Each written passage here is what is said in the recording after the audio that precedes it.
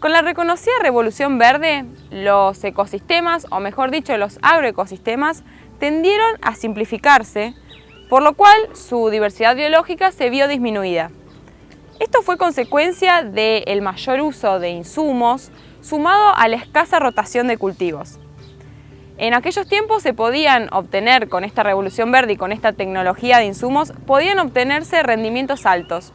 Pero hoy en día lo que se observa es que cada vez es necesario utilizar más insumos para poder obtener los mismos rindes o incluso muchas veces no se llegan a alcanzar. Es así que empieza a surgir este nuevo paradigma de producción que es la agroecología, que justamente lo que busca es producir imitando a la naturaleza y utilizando a cada uno de esos organismos, que generalmente son consideradas plagas, como parte del sistema productivo.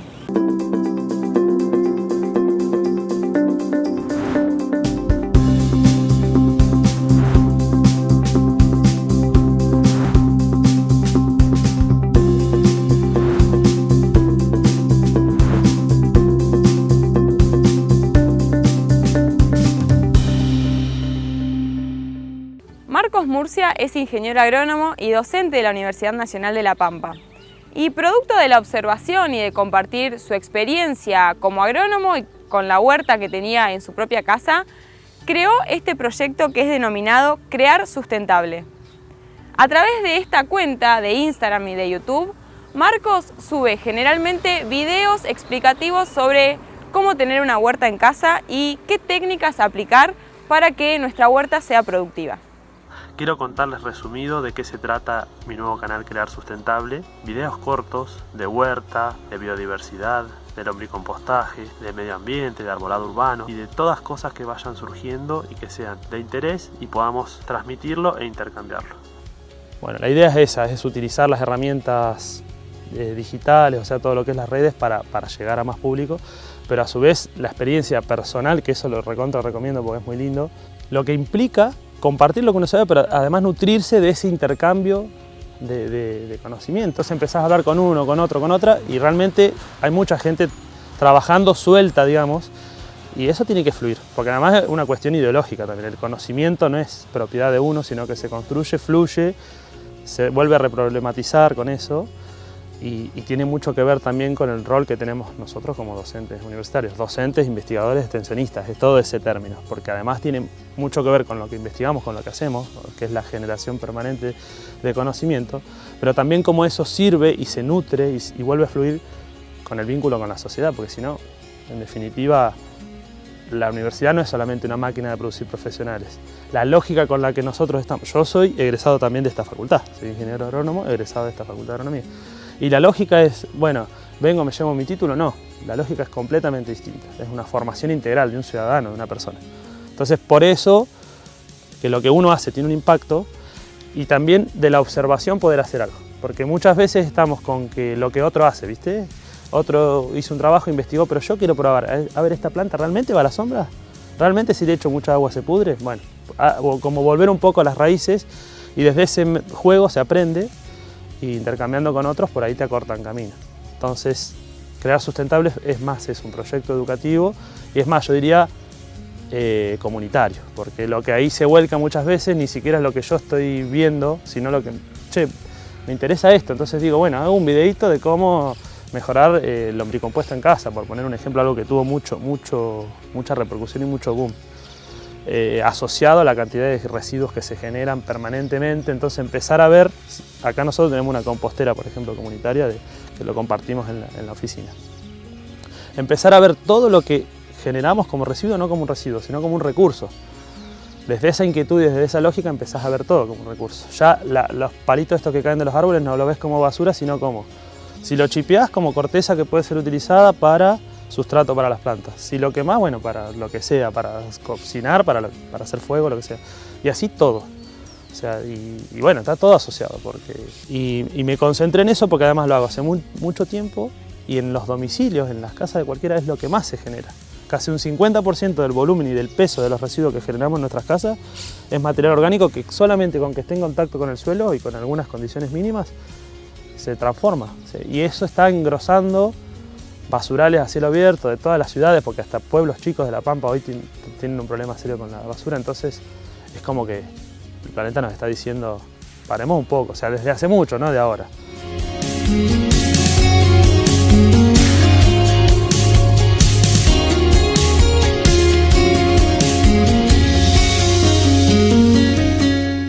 A continuación conoceremos cómo hacer un control biológico desde la visión de un ingeniero agrónomo, pero que lo aplica directamente sobre la huerta de su casa. Hay mucho de intuitivo en esto también y de observación. Yo tengo un patio muy chiquito, pero lo que creo que, y lo he explorado también un poquito, lo que creo que ha ayudado mucho a evitar ataques de plaga, porque ¿cuándo se considera plaga en realidad? Esto hay que desmitificarlo un poco. Si te aparecen 10 pulgones, eso no es una plaga, es lo natural. O vos ves, no sé, cochinilla o chinchi y ya querés matar todo, esa lógica no va. El matar todo, ¿viste? Aplicar insecticida al loco no fue nunca. Pero hoy lo digo, y lo digo con conocimiento de causa y haciéndome cargo de lo que digo, porque el concepto no es ese, o sea, es un concepto erróneo pensar que los ingenieros agrónomos salimos con la lógica con el bidón, como se dijo en algún momento, bajo el vaso, porque no es así. Hay todo porque además, te lo digo más sencillo, es antieconómico. Mirá, pensando solamente en la plata es antieconómico. Pero más allá de eso, todo el impacto ambiental que se genera, no es que nos pasa por al lado. Obviamente está en disputa permanente, porque la lógica de producir alimentos, bueno, pero ¿a qué costo? Hoy no es solamente producir cantidad de alimentos, sino qué tipo de alimento me llevo a la boca. Si encima en mi casa tengo una huerta chiquita y a eso le voy a aplicar, es una locura. Yendo a las plagas, entonces ves poquitos insectos, eso no es una plaga, sino que es lo natural. O sea, vos vas a cualquier campo natural y te encontrás con presencia de insectos.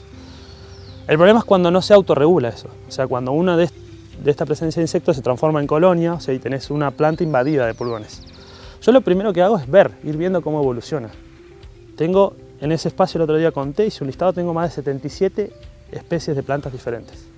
Entonces, el no ver un monocultivo, o sea, el que el pulgón no se encuentre solamente con una fila, vamos a decir de habas, por poner un ejemplo de una hortícola muy linda para tener, los confunde o hace que se distraigan con otra. Uso plantas señuelo también, que se le llama, que son aquellas que atraen particularmente determinada plaga, por ejemplo la caléndula para los pulgones rojos, por ejemplo, o al pulgón negro, o la retama, y eligen ir ahí, ¿entendés? Y no me atacan ni las lechugas, ni las habas, ni el perejil, ni lo que a mí me interesa, entonces, y no tenés necesidad de hacer nada, porque encima van todos ahí, se acumulan, forman colonia y aparecen los predadores.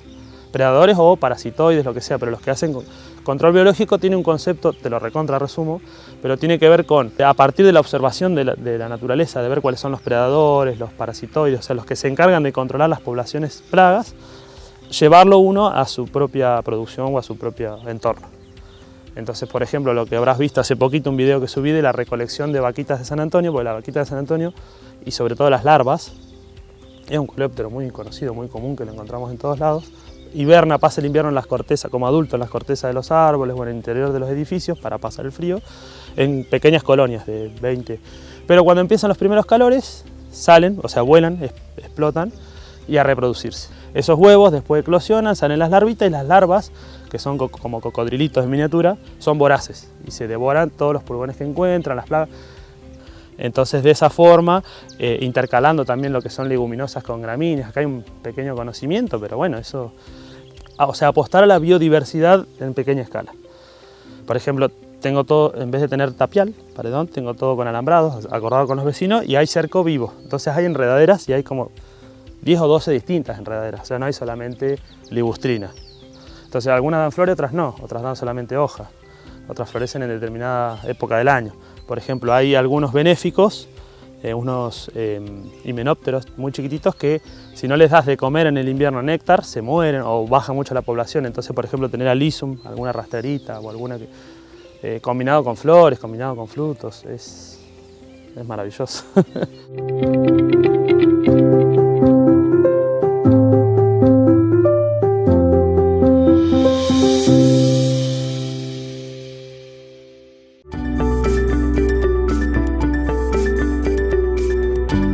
En septiembre de este año se firmó un convenio entre la Universidad Nacional de La Pampa y el gobierno provincial para realizar un estudio de base para la recomposición de los ecosistemas de la cuenca del Atuel. Este estudio es realizado por pedido de la Secretaría de Recursos Hídricos. Este estudio de base tiene como antecedente, por un lado, el juicio original, digamos, y luego el fallo de la Corte del mes de julio de 2020, donde establece 3,2 metros cúbicos por segundo de caudal permanente para el río Atuel en la zona de ingreso a La Pampa. Bueno, de cumplirse con ese fallo, porque hasta ahora obviamente la provincia de Mendoza no está cumpliendo con un fallo que la Corte lo determinó. En el artículo 2 de ese mismo fallo, la Corte dice que las provincias y la nación coformadoras de la CIAI, la Comisión Interprovincial del Atuel Inferior, deberán definir consensuadamente una serie de obras para la recomposición del ambiente, sobre todo en la porción inferior del curso del Atuel, en La Pampa, para precisamente recomponer ese ecosistema, vamos a decir así, ¿no? Obviamente, otra vez no hay acuerdos entre las provincias porque tenemos una concepción política, ideológica, pero también académica totalmente distinta en el proceso de apropiación del agua, que creo que ahí está lo básico del problema, ¿no? ¿Qué se entiende, por un lado, por la apropiación del agua y por otro lado, por recomponer una condición social tan absolutamente dañada durante casi 100 años, ¿no es cierto? Entonces, no se llega a un acuerdo y cumpliendo con los plazos de que pone la Corte para establecer una serie de obras, los representantes de La Pampa presentan una serie de obras que se deberían hacer en todo el tramo pampeano, con esos 3,2 metros cúbicos por segundo. A ver, específica, eso fue un documento técnico, académico, para presentar a la Corte. ¿De qué se trata el estudio y por qué lo coordino yo desde la perspectiva social? Porque desde nuestro criterio, y así lo hemos expuesto muchas veces, y también a la Secretaría de Recursos Hídricos, este es un proceso de construcción colectiva. Es decir, recomponer un ambiente dañado, donde se ha dañado tanto a las culturas, a las poblaciones, no solamente a las que han emigrado, sino básicamente a las que se han quedado y han tenido que recomponer sus modos de vida, han perdido su territorialidad hídrica, han sufrido, es decir, son muchas cuestiones sociales y culturales que un cambio de este sentido, en este sentido de que vuelva a correr el río, puede provocar afectaciones que tienen que ver precisamente con esa cuestión cultural. Otras generaciones, por ejemplo, ¿no? Una cosa es cuando uno habla 100 años atrás, la emigración que se produjo, o tantos años atrás. Ahora, estamos hablando con generaciones nuevas, con generaciones que es necesario recuperar en conjunto esa memoria o esa territorialidad hídrica. Entonces pensamos que el proceso era de construcción colectiva, es decir, académica, técnica, política, institucional, general a escala de la provincia de La Pampa, porque esta es una política de Estado, y a su vez local, es decir, construir sinergias que sean entre todo este conjunto de instituciones.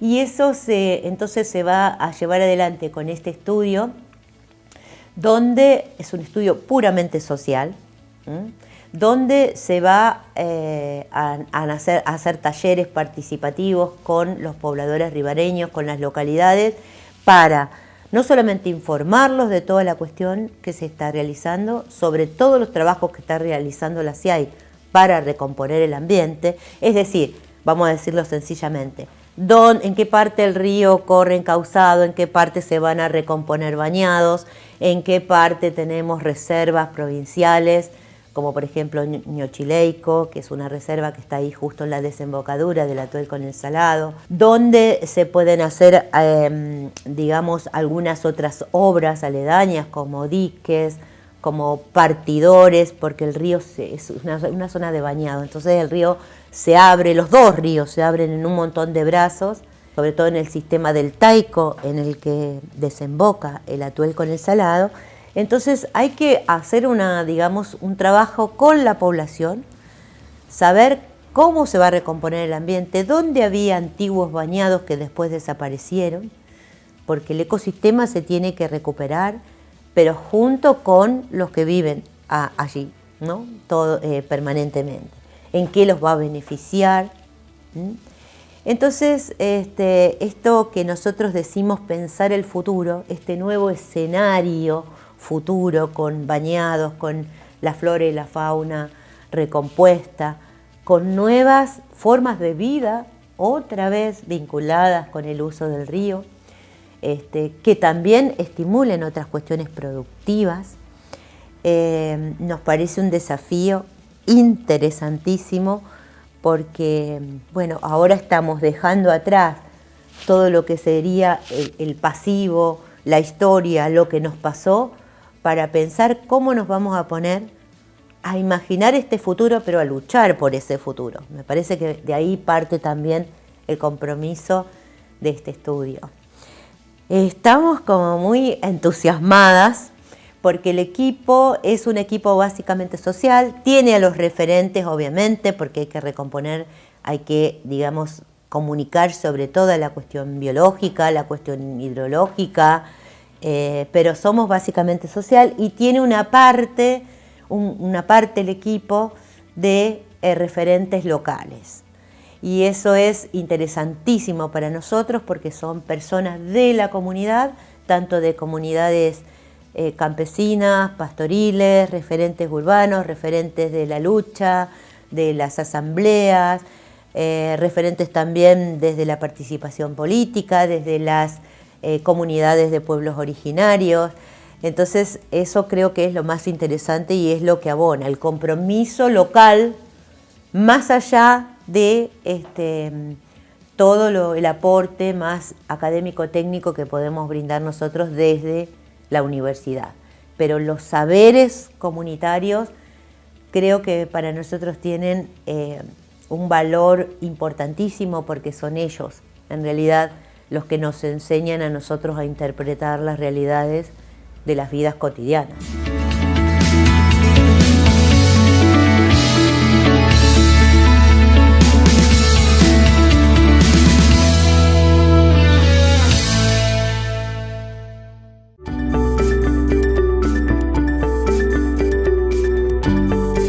Noviembre es conocido como el mes de la agroecología y la consultora agroecológica de la provincia de La Pampa, dentro de la cual se encuentra Carlos Anzorena, ingeniero agrónomo que ya ha participado de este programa, organizó una visita a un establecimiento conocido como el Plenilunio, ubicado en las cercanías de Quemú Quemú, para que productores y profesionales y gente interesada en el tema pueda ver en qué consiste la transición agroecológica de un modelo de producción tradicional hacia un modelo de producción agroecológico. El ingeniero agrónomo Marcelo Mackenzie es el responsable de este establecimiento y le explicó a los presentes su experiencia de transición de un sistema productivo tradicional hacia uno agroecológico. Enmarcada en lo que es el mes de la agroecología, es una acción a nivel nacional que está convocada por la red de municipios que fomentan la agroecología, la RENAMA, la Sociedad Argentina de Agroecología y la Dirección Nacional de Agroecología, estas tres instituciones.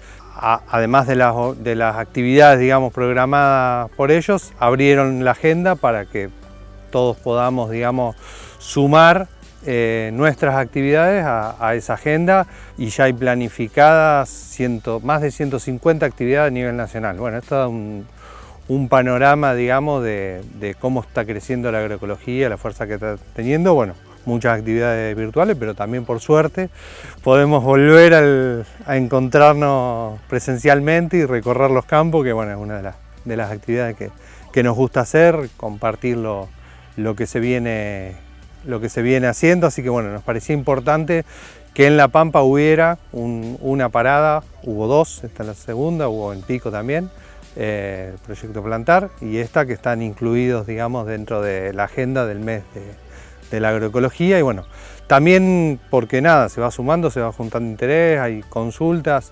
entonces siempre está bueno poder en un campo contar lo que se viene haciendo, cómo es la transición, cómo se arranca de un campo que venía de años y años de agricultura continua, digamos, con todo el paquete de agroquímico, a digamos, a producir de modo regenerativo, cuidando el suelo, revalorizando el suelo, recuperando la fertilidad biológica del suelo, cómo se va haciendo ese proceso, y también la reconstrucción de la infraestructura que se fue degradando, ¿sí? La distribución de agua. Vamos a ver algo de genética, que Marcelo trabaja que está empezando una raza adaptada a su manejo. Bueno, vamos a ver el diseño tanto de cortinas forestales, zanjas de infiltración, curva a nivel para frenar la erosión hídrica, plantación de especies forestales, pastura, descompactación de suelo. Bueno, la idea es poder trabajar, digamos, o poder contar de igual a igual con un productor, una familia, digamos, que lo está haciendo, que aceptó el desafío, y poder, digamos, mostrar y hablar en el campo, porque por ahí a veces hay discusiones o debates en términos abstractos y es muy difícil poder explicar algunos principios que para nosotros entendemos cómo funciona la producción de una forma distinta a lo convencional. Entonces por ahí en lo abstracto a veces es difícil, y en el campo siempre una pala en mano es mucho más fácil.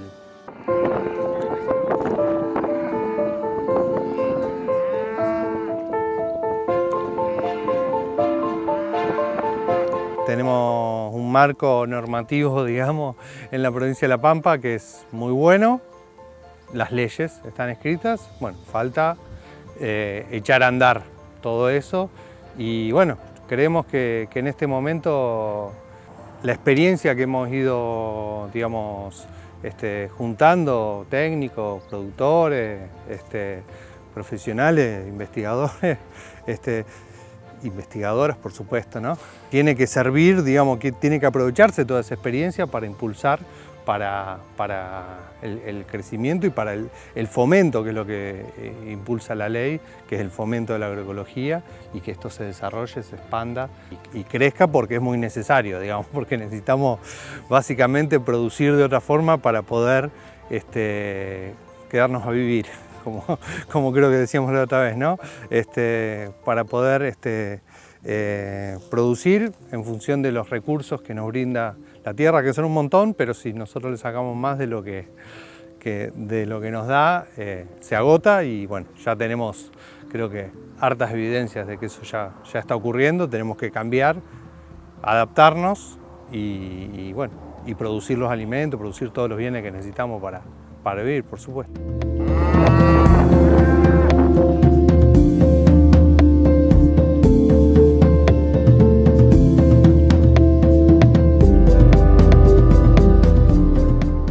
La agroecología busca que predomine en el sistema y en los agroecosistemas una visión holística e integral. Demuestra que se puede producir alimentos de manera sustentable y amigables con el ambiente. Con la nueva ley de gestión de plaguicidas se hace necesario modificar el paradigma actual de producción y migrar hacia una forma de producir más sustentable con el ambiente y, por supuesto, con nosotros, los seres humanos. Recuerden que pueden consultar este material en nuestras redes sociales. Nos vemos la semana que viene.